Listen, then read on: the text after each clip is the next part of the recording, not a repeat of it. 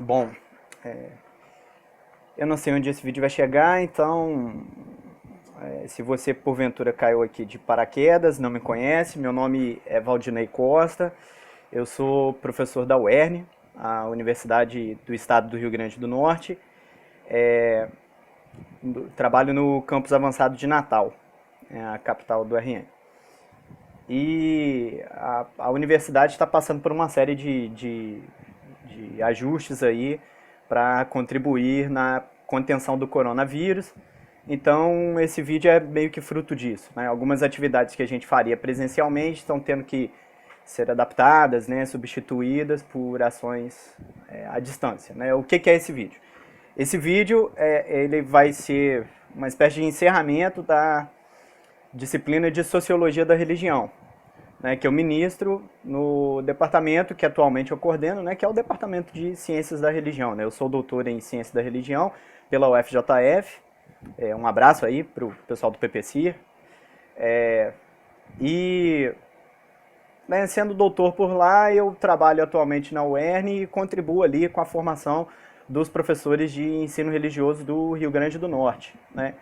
Na grade de disciplinas tem uma disciplina específica focada em sociologia da religião e essa disciplina que tenho sido, né, o responsável por ela. Como que eu dou essa disciplina? Essa disciplina ela não é focada em um ou outro autor. Eu prefiro dar um panorama geral. E o que eu vou falar daqui em diante, né, mais direcionado à minha turma, né, que está completando esse ciclo comigo, tem a ver mais com a última etapa dessa disciplina, é basicamente a última aula, e assim, só dando um panorama para vocês entenderem como que funciona. Né? Geralmente eu divido a disciplina em 3 etapas. Na primeira a gente vê os clássicos, eu pego textos de autores clássicos da sociologia da religião, e por clássicos eu entendo aqueles pioneiros, assim, então, os pioneiros da sociologia, né, em geral. Então, eu brinco, né, com os meus alunos, né, os 3 porquinhos e o lobo mau, né, Marx, Weber, Durkheim e Simmel. Né.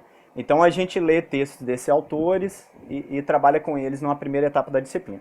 A segunda etapa, se você entrar na sala, você vai achar que está meio bagunçado, mas o foco dela é o quê? Ao mesmo tempo que eu dou um panorama macro para os alunos, eu dou a eles a oportunidade de escolher um autor para se aprofundar. Então eu divido a turma em grupos, assim que funcionou. A turma, cada dupla ou cada trio, né, escolheu um autor específico para falar como que a religião aparece na abordagem sociológica daquele autor. Então, teve um grupo que se preocupou com Manuel Castells, né, tem gente que fala assim. Teve um grupo que se preocupou com a Daniela Revilegier, outro grupo que apresentou José Casanova, um grupo que apresentou Giddens, um grupo que focou em Niklas Luhmann. Enfim, cada dupla escolheu um autor, né, Peter Berger, né, não podia deixar de faltar, não podia deixar faltar, desculpa.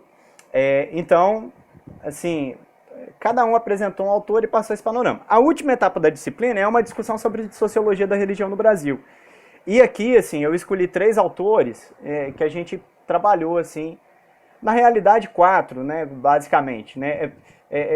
Eu disse 3 porque a gente trabalhou basicamente Rubem Alves, que é uma espécie de pioneiro da sociologia da religião no Brasil, a meu ver.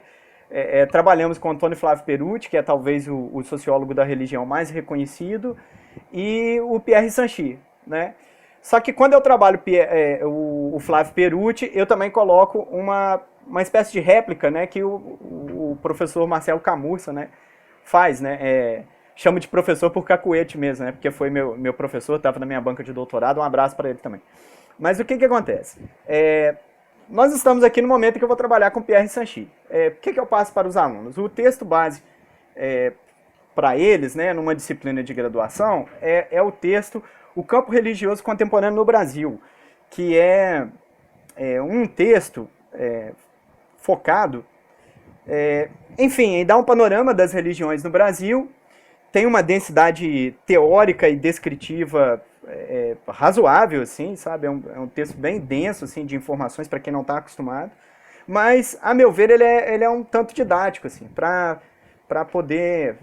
Até porque foi escrito pela primeira vez, acho que como uma conferência, né, que o Pierre Sanchis daria. Então, eu acho ele bem didático, assim, para dar um panorama da situação da sociologia da religião no Brasil para os meus alunos, assim.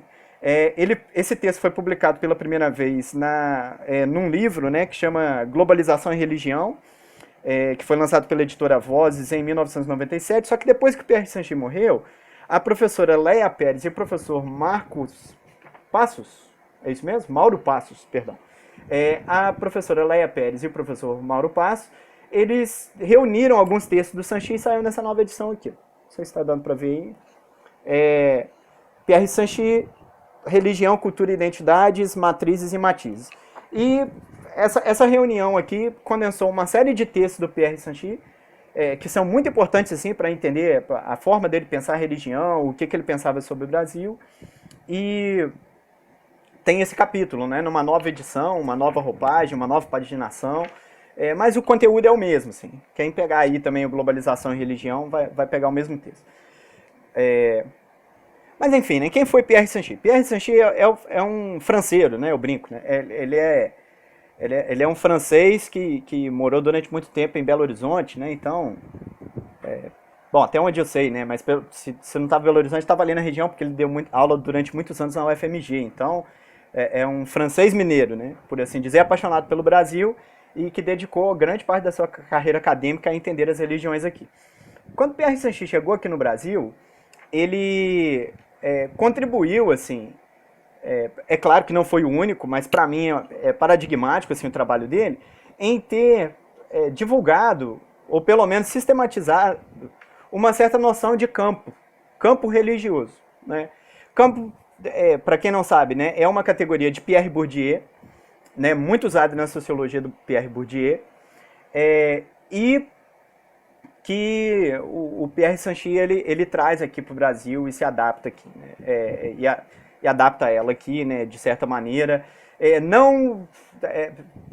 Pode ser uma crítica ou pode ser uma vantagem também. Ele faz uma adaptação à noção de campo religioso. Ela não é, assim, aqui no Brasil, exatamente aquilo que o Pierre Bourdieu pensou, né, quando estudou, por exemplo, a Argélia, né, e escreveu o seu texto, né, que acabou sendo um capítulo lá. Então, não é exatamente o que Bourdieu pensou, mas Sanchis, ele traz essa noção, ela adapta aqui e casa muito bem, né? E daqui em diante, né, eu vou falar como se eu estivesse conversando com a minha turma, então, se for útil para você que porventura estiver assistindo, né, e não é meu aluno, né, então, tomara que seja, né? Mas, enfim, qual que é o quadro geral da sociologia da religião? A teoria que mais que mais aglutina, vamos pensar assim, discussões no cenário internacional, é a teoria da secularização. Todo mundo, no final das contas, tem que bater cabeça para a teoria da secularização. Assim. É uma teoria que a gente costuma falar que ela tem uma matriz weberiana assim, forte, né? Por isso eu começo a parte de sociologia da religião no Brasil com os meus alunos estudando Flávio Perucci, porque para mim assim, é quem abre as portas para a gente discutir esse tipo de coisa. Só que não é uma coisa só do Weber.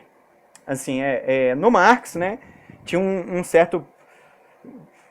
uma certa escatologia ali, por assim dizer, né, que das superestruturas, né, de certa maneira a religião era a única irrecuperável, né, ela ia ser superada, né, com o tempo. Né.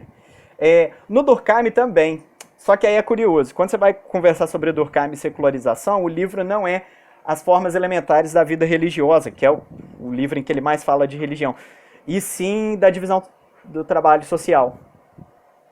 Esse livro sobre a divisão do trabalho tem uma parte dele em que Durkheim vai discutir assim, a divisão do trabalho braçal para o trabalho intelectual, e aí dentro do trabalho intelectual ele vai discutir ali o trabalho dos especialistas em religião. Curiosamente, ali que está, de certa maneira, o grosso daquilo que Durkheim pensa de secularização. Assim. Então, é uma das coisas. Mas, depois dos clássicos, assim, vira uma coisa que o sociólogo da religião no cenário internacional ele tem que conversar com a teoria da secularização mais cedo ou mais tarde. E aqui no Brasil, não é muito diferente disso. assim, num primeiro momento? Num primeiro momento a gente fala de secularização. Só que como que brasileiro fala de secularização? De certa maneira, questionando ela. Né? O cenário em que Pierre Sanchis insere as suas discussões sobre campo religioso brasileiro é um cenário em que, né, ele está trabalhando ali nos anos 90. O que aconteceu antes? Aconteceu de todo mundo estar discutindo por que o Brasil não é secular. Entende? A nossa discussão na questão da secularização não é exatamente um refinamento da densidade teórica ali, tentar encontrar razões. Não é exatamente isso que a gente faz. Tem muitos pensadores que vão nessa linha, que vão promover algum tipo de discussão. Mas, grosso modo, assim, a gente escreve textos, assim, por isso que eu começo com Rubem Alves, né? A revanche do sagrado. Ou a revanche de Deus, né? Há quem diga assim. Então, porque qual que era a questão, né? Como pode, né, o Brasil ser tão diferente, né? Tem uma coisa que fica na sociologia brasileira em geral, que também está presente na sociologia da religião, né? Que é a excepcionalidade do caso brasileiro. Assim, a nossa sociologia em geral, ela tem uma preocupação com a excepcionalidade do Brasil em uma série de coisas. Assim, o pensamento social brasileiro ele tem uma questão assim, de tentar entender a nossa identidade.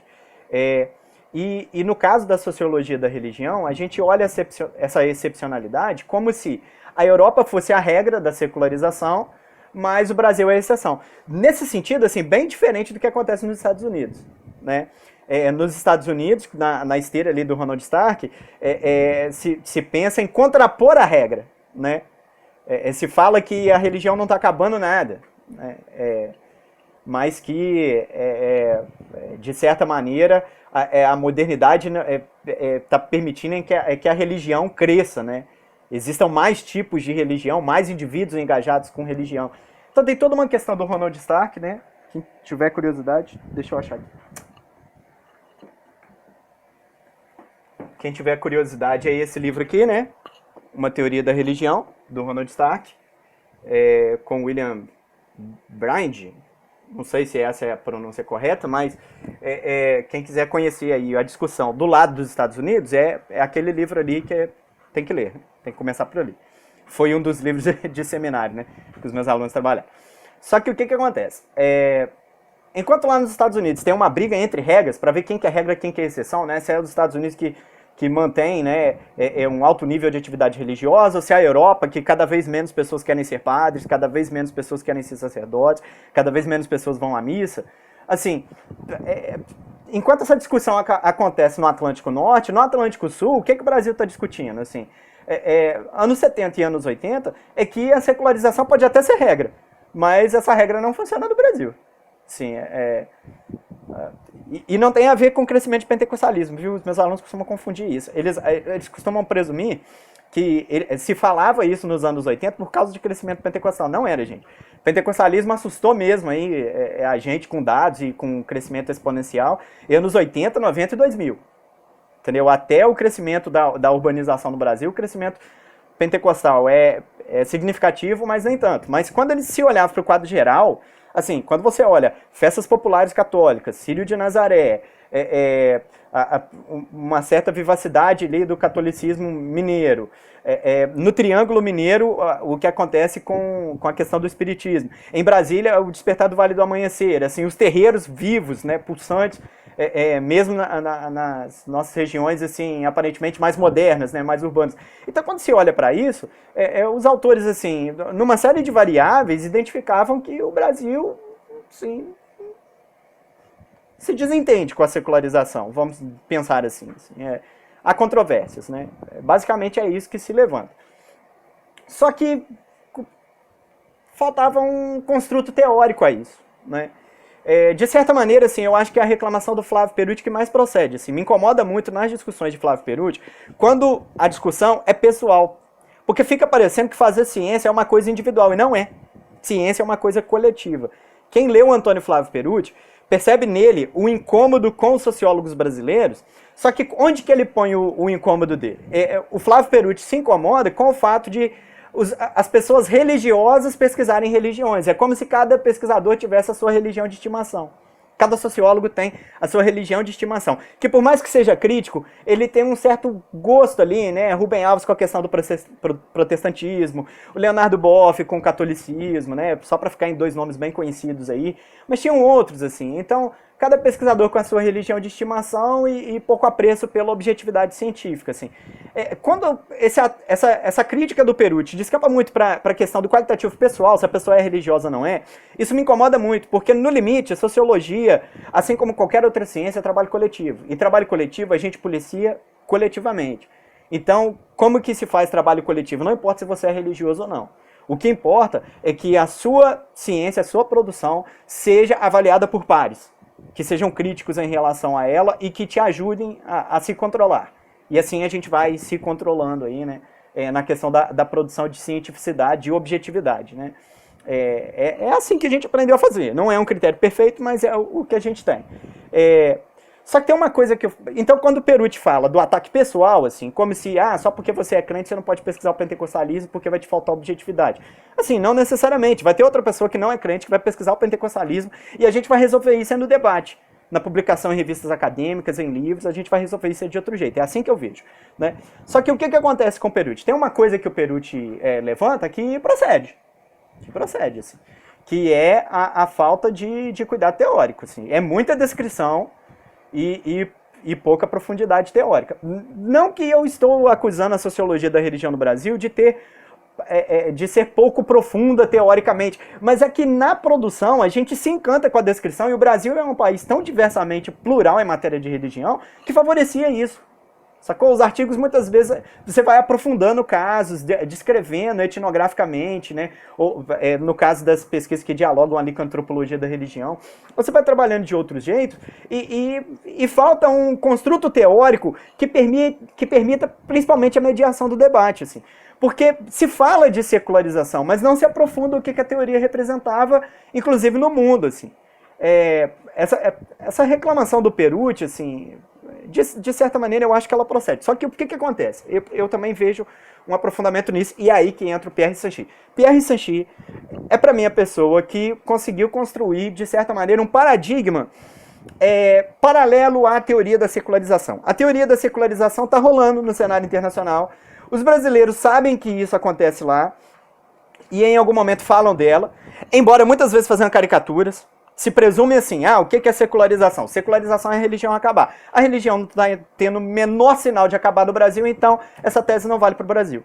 Assim, os meus parceiros vão me odiar pela caricatura que eu fiz, né? Mas grosso modo é isso. Assim, perdão, porque o vídeo tem que ser curto.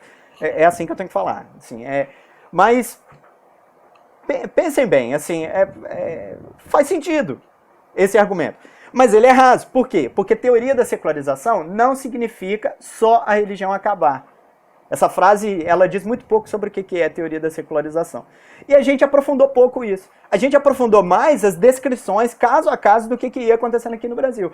Tanto é que você tem pesquisadores assim que se tornaram referências em vertentes religiosas do campo religioso brasileiro, vertentes específicas. Você pega o Antônio Gouveia de Mendonça, é o cara para entender protestantismo. Sim, desculpa. Antônio Gouveia de Mendonça é o cara para se entender protestantismo. Ricardo Mariano, assim, você não consegue falar de neopentecostalismo sem citar ele. De certa maneira, assim, você não vai falar de espiritismo no Brasil sem citar o Bernardo Legói, assim, ou passar de alguma maneira pelo Emerson Gilberto. Você não vai falar de religiões afro-brasileiras sem citar o Reginaldo Prandi. Então, foi acontecendo assim certas especializações temáticas, né? Embora alguns desses autores, né, falem também, tenham textos gerais, mas enfim, né, eles têm alta produção de aprofundar a descrição de religiões específicas. Isso faz o quê? Com que a nossa descrição seja muito boa e falta uma teoria para balizar isso, assim, porque a teoria da secularização parecia não combinar com isso. A teoria da secularização não combinava com aquilo que a gente observava no Brasil. Assim. Então essa produção dos anos 70 e 80, ela é feita de uma certa maneira fragmentada, né? Quem quiser acompanhar ela, por favor, vai no Cielo, entra lá na revista Religião e Sociedade, né? Eu vou aqui comprar mesmo a descrição do Flávio Perucci, eu acho que a gente tem que começar por lá. Né? É a primeira revista de sociologia da religião do Brasil, é a revista que tem assim, um panorama de tudo que foi feito, comecem por lá, que é uma boa referência. Agora, como que fica essas coisas nos anos 90? Até os anos 80, tudo bem, é isso, né? O Perucci, a meu ver, exagera em algumas coisas, né? O Marcelo Camus reclama muito disso, né? Fala assim, pô, o quão central é a adesão de cada pesquisador no debate sobre a sociologia da religião. Será que isso é importante mesmo? Isso é rigor ou é patrulhamento ideológico, entendeu? O Marcelo Camus faz uma certa tréplica, né? Ao Perucci, né? Que vale a pena também ser lida, né? Procurem aí o texto, é Da Boa e da Má Vontade para com a Religião, né?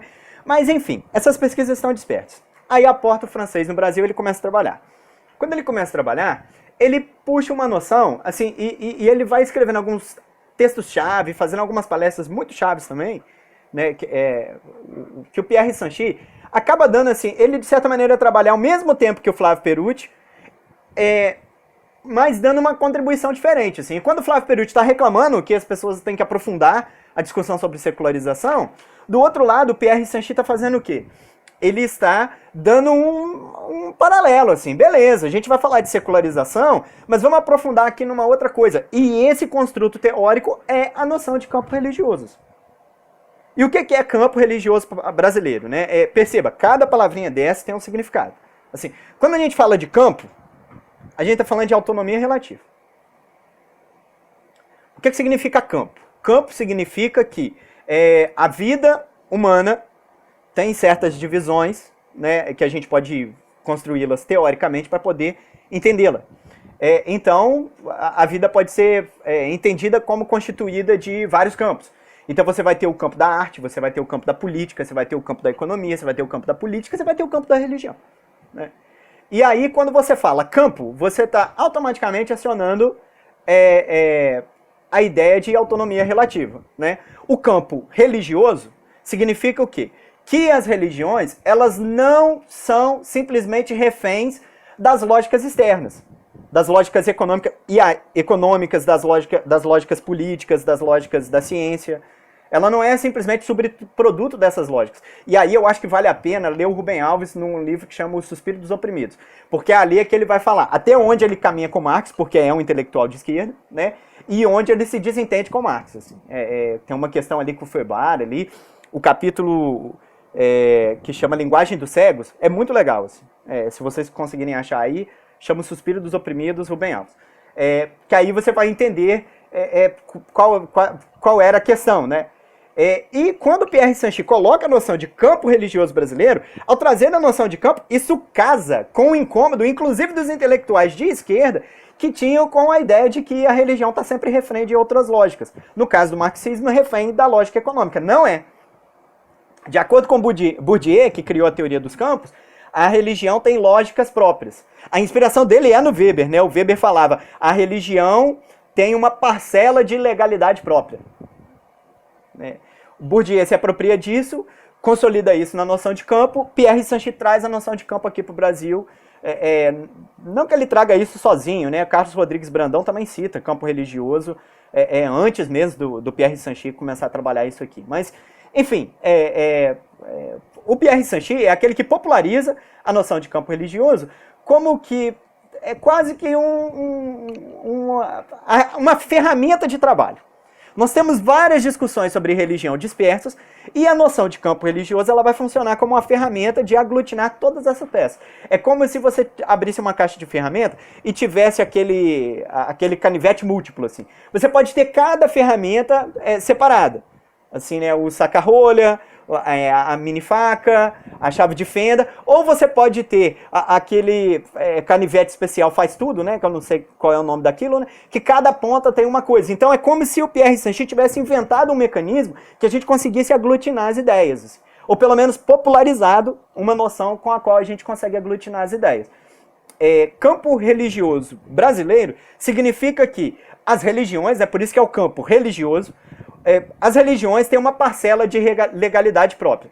Só que perceba a curiosidade nisso. É campo religioso porque tem autonomia, mas essa autonomia é relativa, ela não é completamente autônoma das outras lógicas. E uma das coisas da lógica do próprio capital que invade o campo religioso é a lógica da concorrência. Então a noção de campo religioso presume concorrência interna nesse campo, né? De certa maneira, algum nível de pluralidade. Daqui a pouco eu volto nisso porque isso nos interessa. Mas vamos lá. Campo religioso brasileiro. o que a palavrinha brasileiro significa, né, nessa conversa toda, né?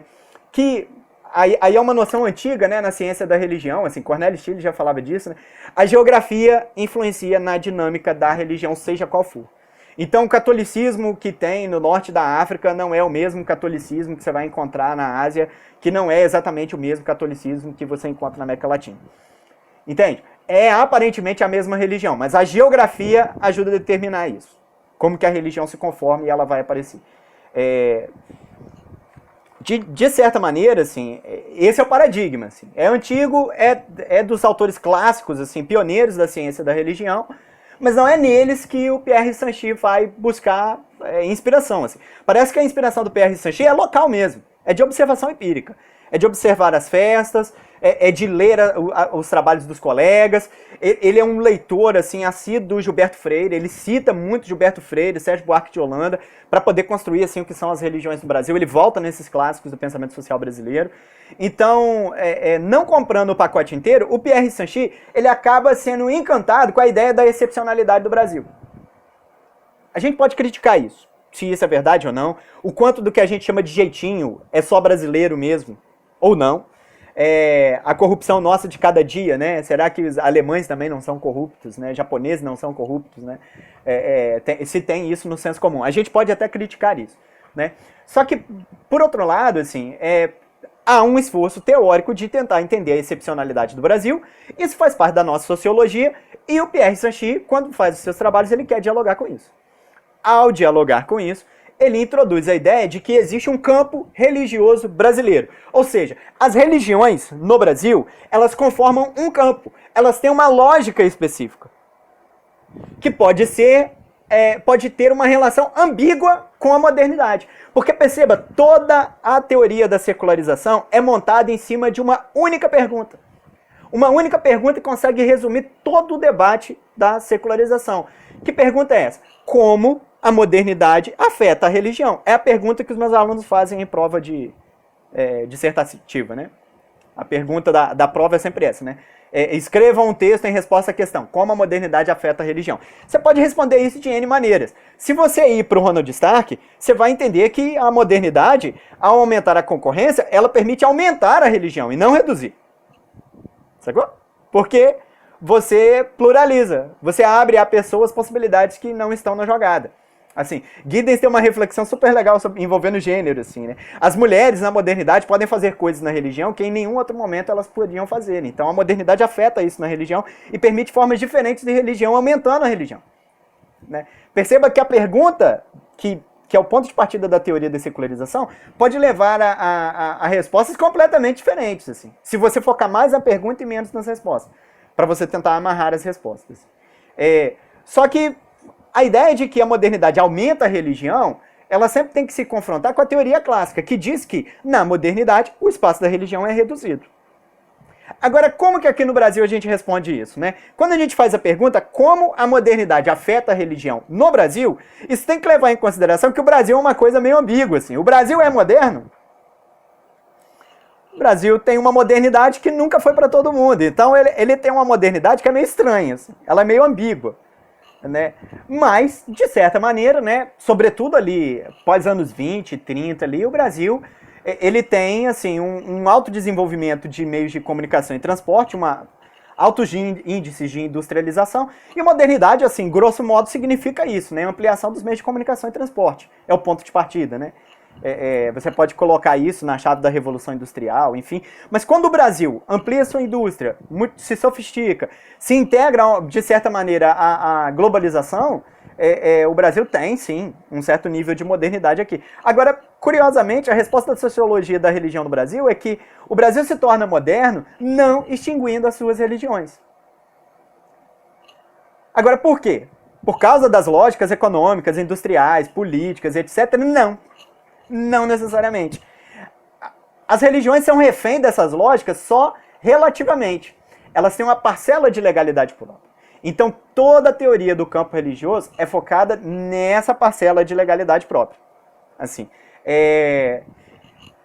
se vocês gravarem isso, vocês entendem muito bem o que é a ideia de campo religioso brasileiro no Brasil. Assim. Eu vou dividir o vídeo em duas partes, porque eu tô com medo de dar algum problema. É a primeira vez que eu gravo isso, assim, não sei se eu tenho vocação para YouTube, se eu tiver, vocês falam aí, né? Como é que se fala? Curte o vídeo, assina o canal, sei lá, né? Né? Mas, enfim, eu vou dividir o vídeo em duas partes, porque eu tô com medo de dar algum problema na filmagem. Na próxima parte eu aprofundo como que era a visão do Pierre Sanchis, né? Como que ele fazia sua própria descrição do campo religioso brasileiro. Tá bom?